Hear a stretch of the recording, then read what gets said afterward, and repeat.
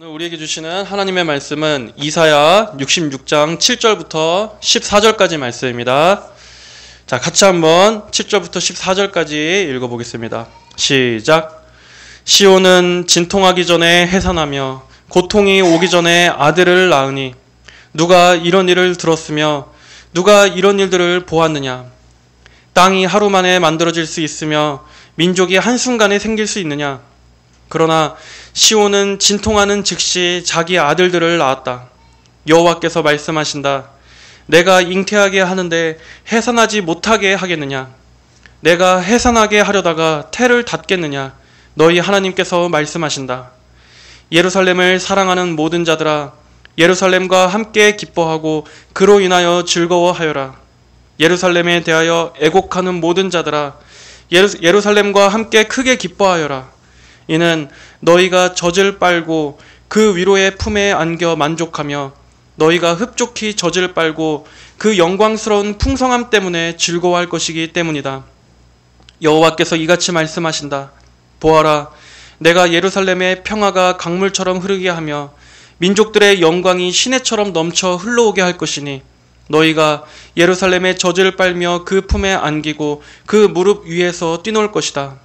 어머니가 자식을 위로하듯 내가 너희를 위로함으로 너희가 예루살렘에서 위로를 받을 것이다. 너희가 이를 보고 너희 마음이 기뻐하며 너희 뼈가 풀처럼 기운차게 자라날 것이다. 여호와의 손이 그분의 종들에게 나타나겠으며 그분의 진노가 그분의 원수들에게 임할 것이다. 아멘. 자, 우리가 이사야 마지막 66장을 살펴보고 있습니다.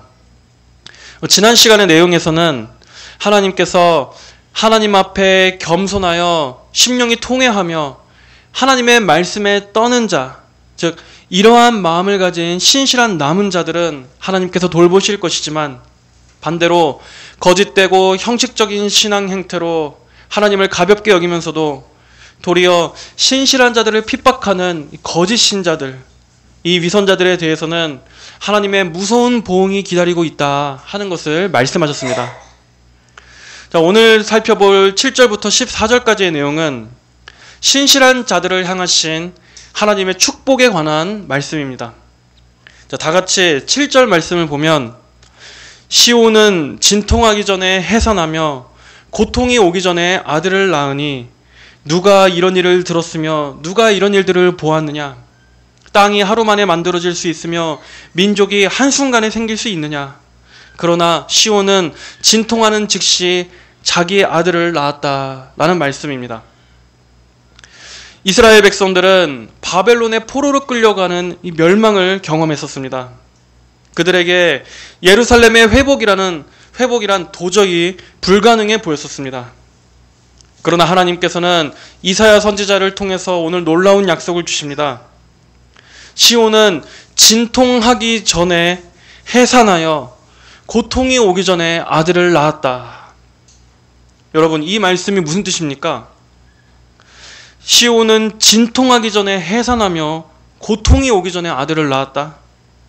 이 말씀은 하나님께서는 그분의 구원을 이루실 때 우리 인간의 시간표나 가능성에 묶이지 않으신다는 것입니다. 자, 여기서 시온은 구약적 의미로 말하자면 이스라엘의 중심인 예루살렘을 말하는 것이지만 시온은 성경 전체의 관점에서 볼 때 하나님의 백성들을 말합니다. 그리고 신약적 관점에서는 시온은 교회, 그리고 장차 하나님의 백성들의 공동체가 되는 그 천국, 이 완벽한 성도들의, 구원받은 성도들의 무리를 상징한다고도 할 수 있습니다. 그런데 이 시온이 진통하기 전에 해산한다는 것은 일반적인 자연 질서를 깨는 표현입니다. 우리가 아이를 임신하고서 이렇게 엄마가 10달이라는 시간을 거쳐 아이를 잘 이렇게 10달이라는 시간 동안에 아이를 잘 지킨 다음에 이제 출산할 그 날이 다가오면 극심한 진통을 통해서 아이를 낳지 않습니까? 이게 일반적인 자연의 법칙입니다. 그런데 진통하기 전에 해산한다? 이 말은 일반적인 자연 질서로가 아니라 하나님의 초자연적인 역사가 개입하신다는 것입니다. 긴 고통의 과정 없이 즉각적으로 그 진통이 없이 즉각적이고 초자연적으로 하나님이 회복시키실 것이다. 하나님이 한순간에 회복시키실 것이다. 자, 그럼 도대체 여기서 이 출산은 무엇을 출산하는 것입니까? 여기서 출산하는 이 아들이 무엇인가에 대해 학자들은 여러 의견들이 있었습니다. 어떤 학자는 바벨론의 포로 생활에서 해방되어 다시 이스라엘이 신속하게 재건되는 그것을 말하는 것이다 라고 보는 해석도 있고, 또 이 아들은 메시아를 가리키는 것이다 라고 보는 학자들도 있었습니다. 그리고 또 어떤 해석은 오순절 성령 강림을 통해서 본격적으로 교회가 시작되는 것을 지금 말하는 것이다 라는 이런 해석도 있었습니다. 크게 이 세 가지 해석 모두가 다 부분적으로 가능한 해석이라고 볼 수 있습니다. 예루살렘 성벽은 바벨론에 의해서 처참하게 무너졌었습니다. 그 상태로 약 150여 년이라는 시간 동안 예루살렘은 폐허가 되어 있었고 예루살렘 성전의 성벽은 무너져 있었습니다. 그렇게 긴 시간 동안 무너진 채로 있었음에도 불구하고 하나님께서 이스라엘을 포로에서 해방시켜 주시고 다시 그들로 재건하게 도우시자 오랜 시간이 지나지 않아 이스라엘은 금세 재건되었습니다. 그만큼 하나님께서 그들에게 힘을 주시고 도우셨기 때문에 신속하게 회복할 수 있었던 것입니다. 또 메시아의 탄생이라고 해석을 해도 어떻습니까? 예수님의 성육신은 인간의 힘으로 된 것이 아니었습니다. 이스라엘 역사를 봐보십시오. 유다의 역사를 봐보십시오. 그 어떤 위대한 왕이라 할지라도 결국에는 다 죄로 넘어지고 또 부족한 점이 있었던 통치자들이었지만 하나님께서는 예수님을 동정녀 마리아의 몸을 통해서 성령으로 잉태되게 하시는 그러한 초자연적인 방식, 초자연적인 개입을 통해서 이 세상에 구주를 보내주시지 않으셨습니까? 이처럼 하나님께서는 사람의 힘과 지혜로는 도저히 해결할 수 없는 절망적인 상황 가운데서도 하나님의 전능하신 능력으로 구원의 길을 마련해 주신 것입니다. 또 교회의 본격적인 탄생을 알린 오순절 성령 강림 사건도 그렇습니다. 인간이 모여 조직한 것이 아니었습니다. 하나님께서 성령의 불같은 강림을 통해 교회를 탄생케 하신 것입니다. 그래서 성령의 역사로 하루에 3,000명이나 회개하고 죽게 돌아오는 이러한 놀라운 회심의 역사가 있었을 만큼 하나님께서 이 역사에 본격적으로 교회를 태동하게 하신 이 사건도 하나님의 즉각적이고 초자연적인 개입이 있었기 때문입니다. 이렇듯 인간의 절망적인 상황, 어두움 가운데 있었을 때에도 하나님께서 하나님의 계획 가운데 신속하게 일하시자 즉각적으로 회복되는 이러한 놀라운 역사가 있었다는 것입니다. 시온은 진통하기 전에 해산하며 고통이 오기 전에 아들을 낳으니, 이 말씀을 통해서 하나님께서 하시고자 하시는 말씀은 무엇입니까? 구원은 인간의 공로나 노력으로 되는 것이 아니라, 또 인간의 진통으로도 되는 것이 아니라 하나님의 전적인 은혜의 역사라는 것입니다. 하나님만이 구원하실 수 있다. 하나님만이 전능하신 도움이시다. 백성들이 바로 하나님을 이러한 분으로 바라보고 하나님께 대한 소망이 끊어지지 않기를 하나님은 원하신 것입니다. 우리 사람은 어떻습니까? 우리 인간은 현실이 점점 암울하고 아무 해답도 보이지 않을 때 우리는 절망할 수밖에 없습니다. 심지어 믿음이 있는 신자라고 해도 오랜 시간 동안 상황이 도무지 나아지지 않는 것처럼 보이고, 또 기도해도 아무런 응답이 없는 채 오랜 시간 하나님이 침묵하시는 것만 같으면 성도도 믿음이 점점 약해지고 또 때로는 지쳐가기도 합니다. 하나님이 정말 우리를 도우실까? 하나님이 정말 지금 이 시간에도 일하고 계실까? 하나님께서 내 기도를 듣고 계실까? 낙심이 될 수밖에 없습니다. 하지만 하나님께서는 우리 인간의 생각을 뛰어넘으시는 분이라는 겁니다. 우리 생각에는 이러이러한 점 때문에 안 될 것 같고 실패할 것 같고, 설마 하나님께서 이것을 완전히 이 상황을 바꿔주시겠어? 불가능할 것만 같고, 이 문제는 설령 하나님이라고 할지라도 해결할 수가 없을 거야. 우리는 항상 이렇게 인간적인 관점에서 판단하고 분석하고 결정합니다. 물론 무지성 신앙주의는 좋은 건 아닙니다. 무조건 믿음이면 다 된다 하면서 상식도 또 어떤 현실적인 상황도 고려하지 않고서 무조건 맹목적으로 믿는 것, 그것도 잘못된 신앙입니다. 하지만 그렇다고 해서 우리가 우리의 관점에서 이것은 가능한 일, 이건 좀 불가능한 일, 이렇게 다 판단해 놓고서 우리 생각에도 해결 가능한 선에서 하나님 이 문제는 좀 이렇게 좀 도와주세요, 이런 식으로 하나님을 구하는 것은 하나님을 우리 인간의 생각에 제한해 놓는 것입니다. 하나님을 우리 인간적인 관점에서 여전히 이만큼은 하실 수 있는 하나님이라고 우리도 모르게 은연중에 하나님을 가둬놓고 있는 것입니다. 그건 역시도 하나님의 전능하심을 모르기 때문입니다. 하나님의 능력에 온전히 신뢰하지 않는 태도입니다.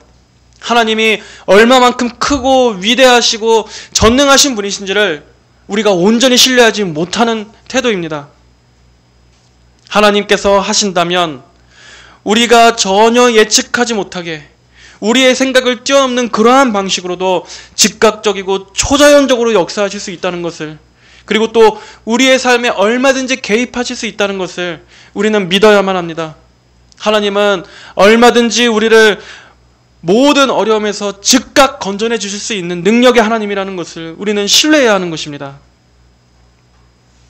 오늘날 우리의 삶 가운데 하나님의 전능하심을 그다지 체험해보지 못하는 이유는 무엇이겠습니까? 하나님이 무능하셔서가 아닙니다. 하나님이 늙고 피곤하시고 쇠하셔서 능력이 약해지신 것이 아닙니다. 지금 시대의 신자들이 그만큼 하나님을 신뢰하는 믿음이 많이 약해졌기 때문입니다. 하나님께 매달리지 않고서도 다른 데 조언을 얻을 때가 얼마나 많습니까? 우리가 어떤 문제가 생겼을 때 금방 인터넷만 뒤져보면 여러 가지 해결할 방법들, 정보들을 얻을 때가 많습니다. 그래서 정말 크게 막 하나님을 절박하게 찾지 않아도 웬만한 것들은 다 해결 방법을 찾을 수 있으니까 확실히 지금 시대는 하나님께 정말 절박하게 간절히 매달리는 그런 신앙은 확실히 약해진 게 좀 맞습니다. 하지만 우리 인생에서 그 누구도 해결해 줄 수 없는 일들이 생길 때가 얼마나 많습니까? 정말 하나님 말고는, 정말 하나님이 아니고서는 어디에서도 도움을 찾을 수 없는 그러한 상황들이 인생에는 여러 번 있지 않습니까? 그리고 사실 정말 더 엄밀히 말하자면 우리는 한순간도 하나님의 도우심이 없이는 살 수가 없는 존재입니다. 오늘 하루도 내가 이렇게 안전하게 살 수 있는 것 자체도 하나님의 은혜 때문이지, 우리가 그냥 이렇게 하루를 안전하게 보내는 것도 일반적인 게 아닙니다.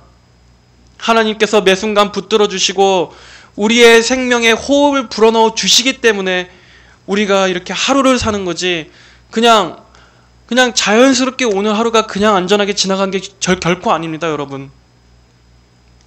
우리는 매 순간, 매분, 매초 하나님의 붙드심이 있기 때문에 사는 것이고, 그런 하나님을 의지하지 않고서는 결코 홀로 설 수가 없는 그런 존재입니다. 게다가 우리의 인생에서 겪는 많은 갑작스러운 어려운 문제들, 갑작스럽게 닥치는 곤란한 문제들, 풍파들, 그러한 상황 가운데서 어디에도 도움이 없는 바로 그러한 시간에 하나님만은 여러분의 절대적인 도움이 되시는 분입니다. 하나님은 전능하십니다. 말 그대로 전능하다는 것은 하나님께는 불가능이 없고 모든 것이 전적으로 가능하시는 분이라는 겁니다. 그런데 바로 그 하나님이 계시는데 하나님을 의지하지 않고서 전능하지도 못하고 불가능투성이인 이 사람에게, 그 어떤 존재에게 우리가 도움을 요청하겠습니까? 누구에게 부르짖겠습니까? 여러분, 하나님께 대한 믿음이 약해지면 안 됩니다. 하나님이 어떠한 분이신지를 알고 하나님만을 우리의 절대적이고 유일한 도움으로 삼아야만 합니다. 하나님이 해결해 주시면, 하나님이 우리를 위하시면, 하나님이 나를 붙잡아 주시면, 내가 하나님의 은혜 안에 있다면 하나님께서 해결치 못하는 자녀의 문제는 단 하나도 없는 것입니다. 하나님이 개입하시면 한순간에라도 해결해 주실 수 있는 것입니다. 요셉도 오랜 시간 동안 감옥에 있었지만 그가 애굽의 총리로 높아진 것은 단 하루 만에 벌어진 일이었습니다. 단 하루만이었습니다. 이렇듯 하나님께서는 언제나 그분의 자녀들을 즉각적으로 도우실 수 있음을 믿으셔야 합니다. 하나님께서 때때로 우리에게 어떤 긴 시간 동안의 고난을 주시거나 또 오랜 기다림을 허락하시는 것은 하나님이 무능력하셔서가 아니라 그럴 필요가 있으시기 때문입니다. 그 시간이 우리한테 필요하고 유익한 것이기 때문에 하나님이 주시는 겁니다. 하지만 하나님의 섭리 안에서 때가 차면 하나님은 한순간에도 즉각 성도들을 도우실 수 있는 분이라는 것.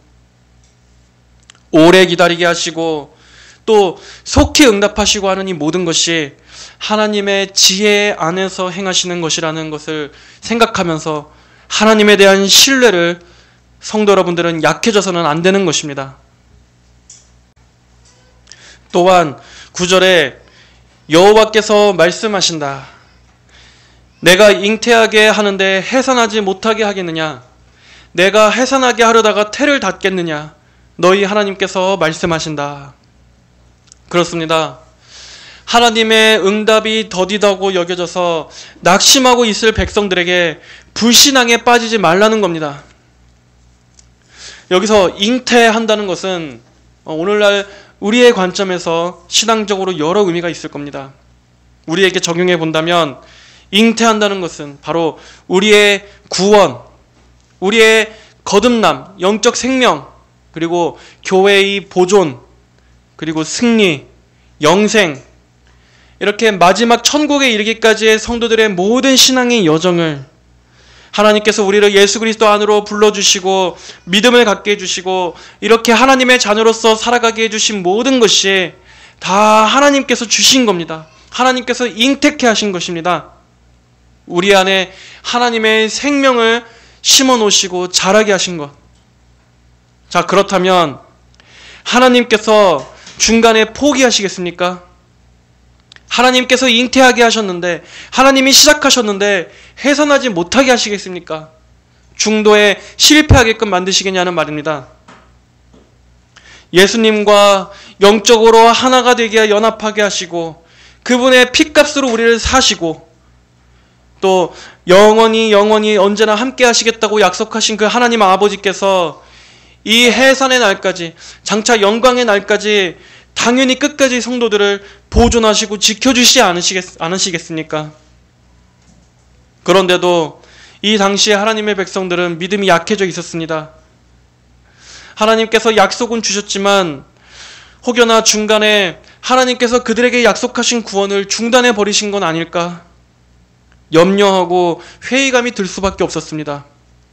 그래서 하나님이 말씀하신 겁니다. 내가 해산하게 하려다가 도중에 태를 닫겠느냐? 하나님은 그런 분이 아니라는 겁니다. 나는 구원을 중단하지 않는다. 나는 결코 시작한 그것을 중간에 멈추지 않는다.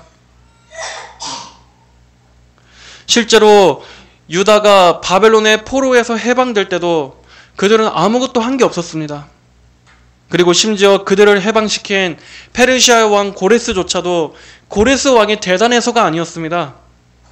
고레스는 잠깐 동안만 하나님께서 도구로 사용하신 것이지 그들을 해방시킨 것은 그들의 노력도 어떤 인간적인 외부의 힘도 아닌 전적으로 하나님의 능력과 은혜로 된 것이었습니다. 이렇게 하나님께서는 전능하신 그분의 주권과 강한 오른팔로 백성들을 건져내는 분이신데, 이렇듯 하나님은 전혀 변함이 없으신 분이신데 우리가 못 믿는 겁니다. 상황의 어려움과 또 이 시대적인 여러 가지 환경들, 불신앙, 난점, 여러 가지 문제들, 이런 것들을 장애로 생각하면서 우리가 못 믿는 겁니다.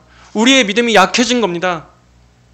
하지만 여러분, 하나님은 어제나 오늘이나 동일하신 분이십니다. 이 성경에서 역사하신 이 능력의 하나님은 지금도 동일하게 능력을 행하시는 하나님이십니다. 하나님의 약속도 여전히 그대로입니다. 하나님은 시작하신 구원을 반드시 완성하시는 분이십니다. 빌립보서 1장 6절에서도 말씀하지 않으셨습니까? 나는 너희 가운데서 선한 일을 시작하신 분께서 그리스도 예수의 날까지 이루실 것을 확신하노라. 처음부터 끝까지 하나님께서 시작하신 구원은 하나님이 보존하시고 하나님이 이끌어 가셔서 마침내 해산의 날까지 구원을 완성하시는, 이렇게 하나님의 전능하신 오른팔로 성도들을 붙잡아 이끌어 가주시는 것입니다. 그렇기 때문에 우리 성도들은 하나님을 바라보고 하나님을 신뢰할 때 참된 확신과 평안이 옵니다. 예수님도 말씀하셨습니다. 요한복음 6장 39절에 나를 보내신 분의 뜻은 이것이니 그분께서 내게 주신 자 가운데 내가 하나도 잃어버리지 않고 마지막 날에 모두 다시 살리시는 것이다. 내가 하나도 잃어버리지 않고 한 사람의 영혼도 놓치거나 중간에 잃어버리지 않고, 얼마나 안심이 되는 말입니까, 여러분? 우리의 연약함과 넘어짐도 하나님의 구원 계획을 실패시킬 수 없습니다.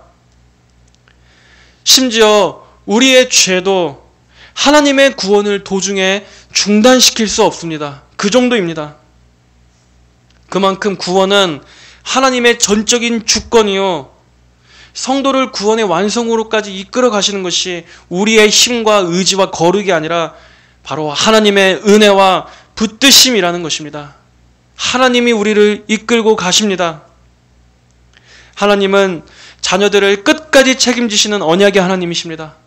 한번 자녀로 부르셨으면 하나님은 끝까지 책임지십니다.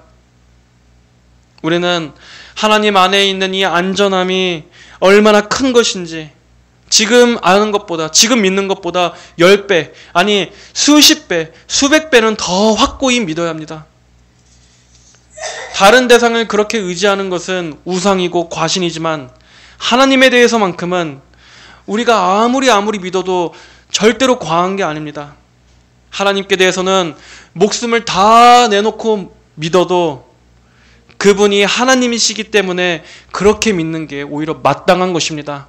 하나님은 우리가 모든 것을 다 기대고 다 내어 맡겨도 절대로 손해가 아닌, 나중에 실망할 일이 없는 그러한 하나님이십니다. 10절 말씀 보겠습니다.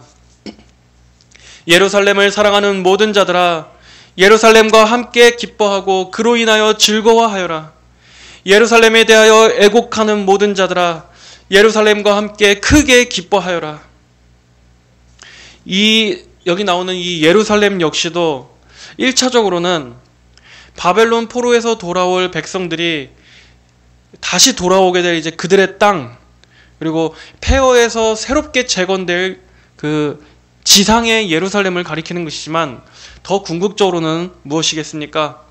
바로 교회, 그리고 장차 도래할 천국에서 주의 백성들이 누리게 될 그 복락을 미리 보여주는 것이라고 할 수 있습니다. 이사야 선지자는 지금 그날을 멀리 내다보고 있습니다. 그리고 그날은 기쁨, 완전한 기쁨이라고 말합니다. 특히 예루살렘을 사랑하는 자들뿐만 아니라 예루살렘에 대하여 애곡하는 자들, 애곡하고 눈물 흘리는 자들까지도 크게 기뻐하라고 말합니다. 이 땅에서 현재 하나님의 평강을 누리며 기쁨 가운데 있는 자들뿐만 아니라 현재 애통하고 고난받고 슬퍼하고 고통 가운데 인내하고 있는, 눈물을 머금고 있는 신자들 역시도 이 날을 바라보면서 크게 기쁨으로 삼으라고 말하고 있는 것입니다. 왜냐하면 그곳에는 슬픔도 고통도 다시는 눈물을 흘릴 일도 없는 곳이기 때문입니다. 거기에는 완전한 기쁨이 예비되어 있습니다. 모든 고통이 다 지나갔습니다. 이 땅의 많은 문제들도 그곳에는 없습니다. 오직 희락과 화평, 하나님의 충만하신 임재, 그리고 삼위일체 하나님과의 완전한 연합, 거기에서 누리는 이 성도들의 복락을 생각하며 지금 우는 자들아 기뻐하라. 이렇게 성도들의 진정한 기쁨과 소망은 천국을 고대하는 것입니다. 성도는 천국을 바라볼 때 그 마음에 기쁨이 샘솟습니다. 우리의 심령이 천국을 향해서 가까이 가면 갈수록 성도는 어두워지지 않습니다. 어둠이 물러갑니다. 우리 삶의 많은 근심과 염려도 천국의 빛 앞에서 사라집니다. 이 땅에서는 아무리 잘 돼봐야 결국에는 다 어둠뿐입니다. 성도 여러분, 이 세상에서 잠깐 반짝 행복한다 한들 사실 그게 크게 무슨 의미가 있겠습니까? 어차피 인생은 짧고 허무한 것입니다. 우리 인생을 전체를 한번 쭉 놓고 생각해 보십시오. 우리 전체 인생에서 정말 내가 막 젊고 빛나고 건강하고 어떤 인생의 한 전성기가 있어도 인생 전체를 놓고 보면은 불과 아무리 길게 잡는다고 해도 한 20-30년? 우리가 막 젊고 기력이 막 아주 기력이 넘칠 때, 젊은 때 반짝만 해도 고작 전체 인생 놓고 보면 한 인생의 한 3분의 1 정도밖에 안 되는 짧은 시간입니다. 그리고 대부분 나머지의 시간들은 다 어떻습니까? 현실적인 문제들, 그리고 삶에서 짊어져야 될 무거운 짐들, 그리고 많은 걱정거리, 염려거리, 그런 것들을 생각하면서 남은 생을 평생 마음고생만 하면서 가다가 사는 게 우리의 삶이지 않습니까? 그렇기 때문에 뭐 인생이라고 해서 뭐 크게 거창하게 의미를 두고 할 필요가 사실 없는 겁니다. 이 땅에서의 삶은 하나님께서 예비하신 저 영원한 곳에서의 삶에 비한다면 정말 너무 비교할 수 없을 정도로 작은 겁니다. 진짜 삶은 여기가 아니라 우리가 영원히 거할 곳입니다. 영원한 시간을 보낼 바로 우리의 본향입니다. 진짜 삶이 거기에서 영원한 것이지 이 땅은 정말 잠깐 지나가는 겁니다.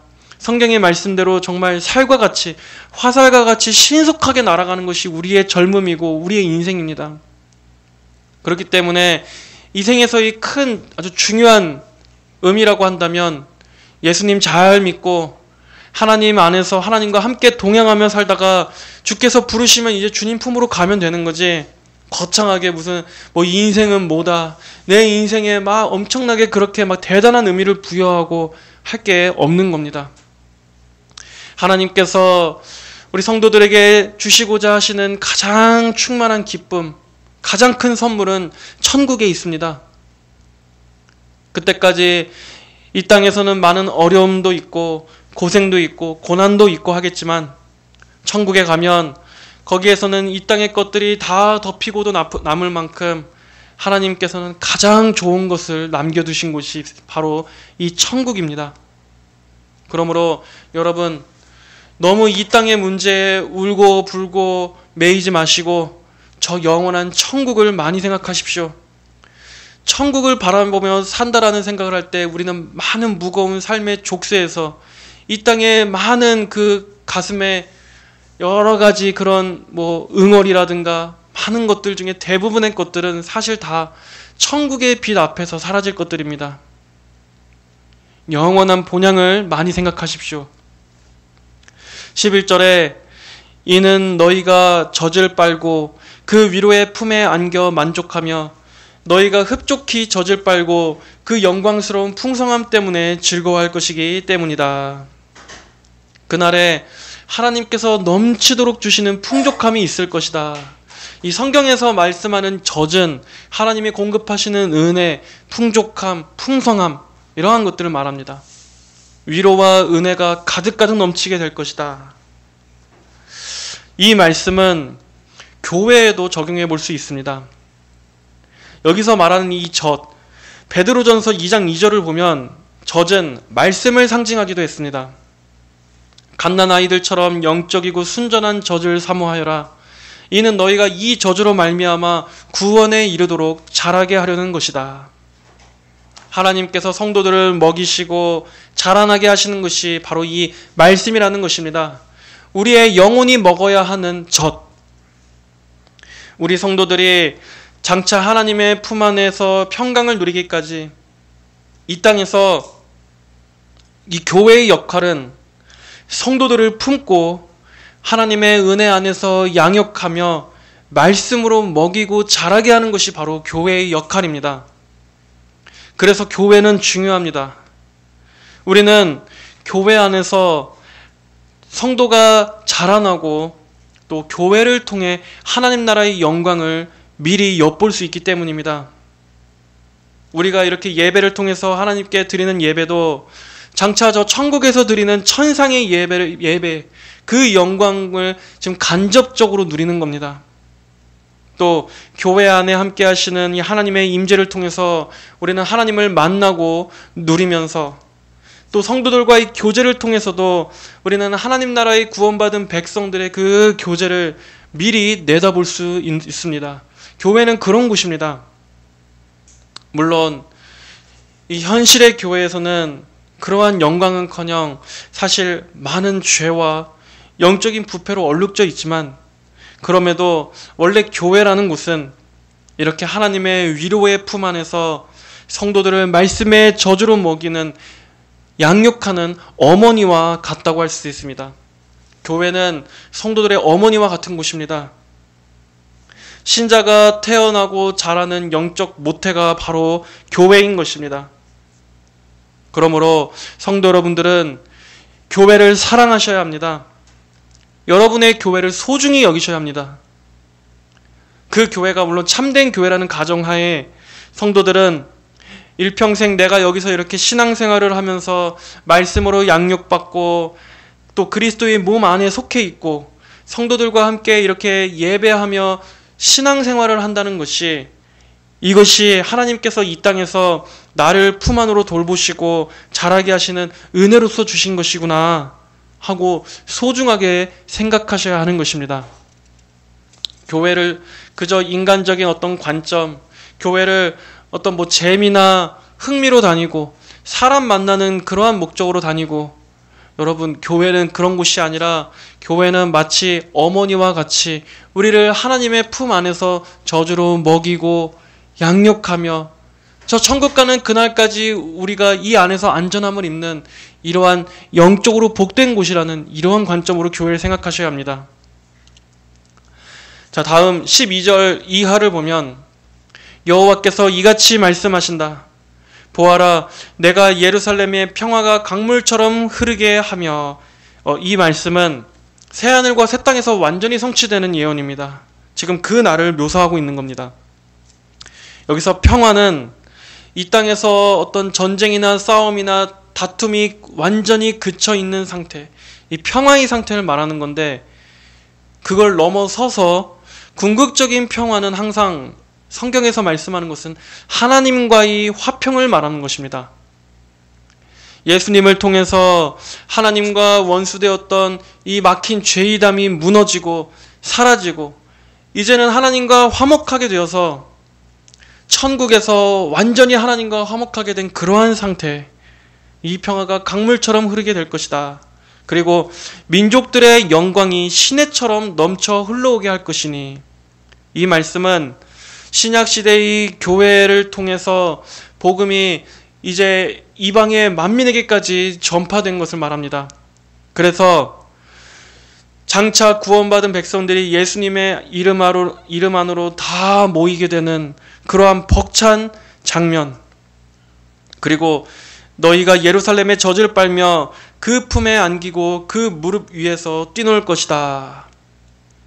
젖을 빨고 품에 안기고 무릎 위에서 뛰노는 것은, 여러분, 마치 아주 갓난아기가 안전한 어머니의 품 안에 안겨서 젖을 빨면서 그 안에서 안기고 뛰노는 것을 보여주는 것 같지 않습니까? 그만큼 이제는 어떠한 위협도 없다는 것입니다. 이곳은 갓난아기가 마음껏 뛰놀아도 위험하거나 위협될 게 전혀 없는 이 완전한 평화의 나라, 가장 안전한 나라. 이러한 것들을 하나님께서 예비하셨다는 것입니다. 이 땅에서는 얼마나 위험한 것들이 많습니까? 전쟁, 죽음, 그리고 또 교회와 성도들을 해하는 여러 위협들, 박해들. 하지만 이제는 그 모든 것들이 다 사라질 것이다. 어린아이가 독사의 굴에 손을 넣어도 안전할 만큼 천국은 그 어떠한 해함도 없는 곳이다. 또 어머니가 자식을 위로하듯 내가 너희를 위로함으로 너희가 예루살렘에서 위로를 받을 것이다. 너희가 이를 보고 너희 마음이 기뻐하며 너희 뼈가 풀처럼 기운차게 자라날 것이다. 여호와의 손이 그분의 종들에게 나타나겠으며 그분의 진노가 원수들에게 임할 것이다. 여호와의 손이 그분의 종들에게 나타나겠으며 그분의 진노가 원수들에게 임할 것이다. 하나님의 구원의 날은 주님의 참 자녀들에게는 위로와 기쁨의 날이 될 것이지만 동시에 원수들에게는 심판의 날이 될 것입니다. 하나님의 원수란 누구겠습니까?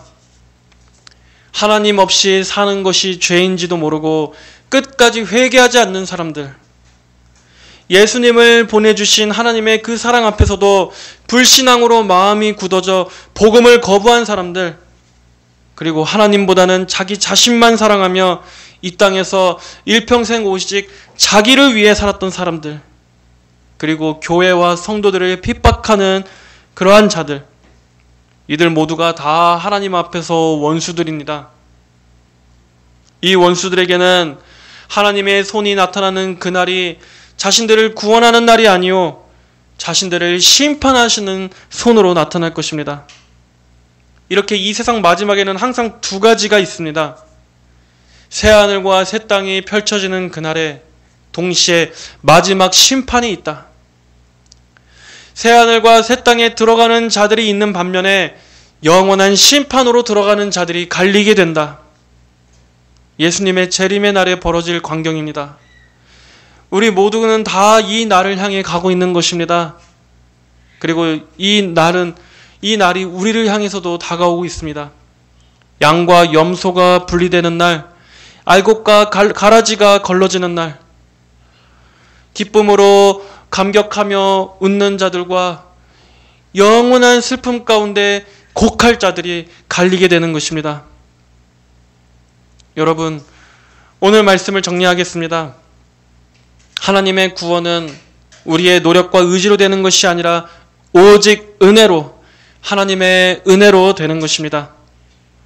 거듭남, 회심, 한 영혼이 회개하고 예수님께 돌아오게 되는 것, 안에서 새로운 본성으로 내 안에 영적 생명이 잉태되게 되는 것, 그리고 성도들의 믿음이 보존되고 끝까지 인내하는 이 모든 여정들은 다 성령의 도우심, 하나님의 주권적인 은혜의 붙드심에 있다는 것을 여러분 기억하십시오. 그러니 여러분들은 그러한 하나님을 신뢰하십시오.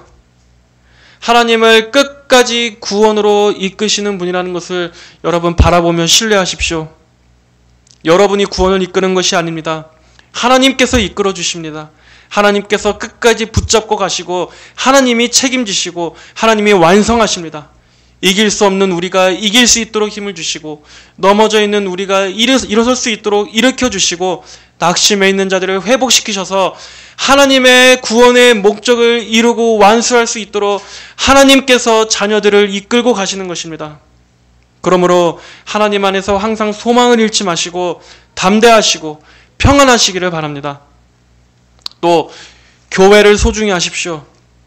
교회는 하나님께서 이 땅에 세우신 하나님의 위로의 품입니다. 교회에서 하나님을 찾고 교회를 피난처로 삼고 예수 그리스도의 몸된 교회 안에 속해 있어서 하나님의 그 보존하시는 은혜 안에 있도록 하나님께서 세우신 기관입니다. 이 세상에서 목마르고 지친 자들이 있습니까? 교회에 와서 말씀에 젖을 빠십시오. 그리고 주님의 품에 안기십시오. 하나님의 위로 안에 거하십시오. 그리고 장차 예비된 저 천국의 소망을 바라보는 곳, 그곳이 바로 교회입니다. 영혼들이 교회 안에서 그리스도를 만나 그리스도를 통해 하나님을 만나게 되어야 합니다. 그리고 이 땅에서 줄 수 없는 위로부터만 오는 그 평안이 영혼들의 심령 안에 흐르는 그러한 교회가 되기를 우리는 함께 기도해야 할 것입니다. 성도들은 이 교회 안에서 하나님의 품 안에서의 안전함과 위로를 누리며 저 진정한 그리고 완전한 아버지의 그 품으로 갈 때까지 그리스도의 몸된 교회 안에서 살아가셔야 합니다. 오늘 말씀을 들으신 모든 성도 여러분들, 여러분들이 다 이 하늘의 예루살렘에서 누리는 그 기쁨 안으로 들어가게 되시기를 하나님께서 여러분을 끝까지 붙잡아 주시기를 주님의 이름으로 축복합니다. 하나님 아버지, 오늘 말씀을 통해서 하나님께서 우리의 구원을 완성하시는 그날에 우리 성도들이 얼마나 큰 위로와 기쁨을 누리게 될지를 우리가 보았습니다. 우리 삶에서 때때로 이 소망이 희미해져 가고 약해져 갈 때가 많지만 그럴 때마다 하나님께서 우리를 붙들어 주심을 믿고 하나님의 구원 계획 안에서 우리는 끝까지 승리하며 안착하게 될 것임을 바라보면서 저 영원한 천국의 소망으로 가득히 살아갈 수 있도록 아버지 저희를 불쌍히 여겨주시고 붙잡아 주시옵소서. 감사드리며 살아계신 예수님의 이름으로 기도하였습니다. 아멘.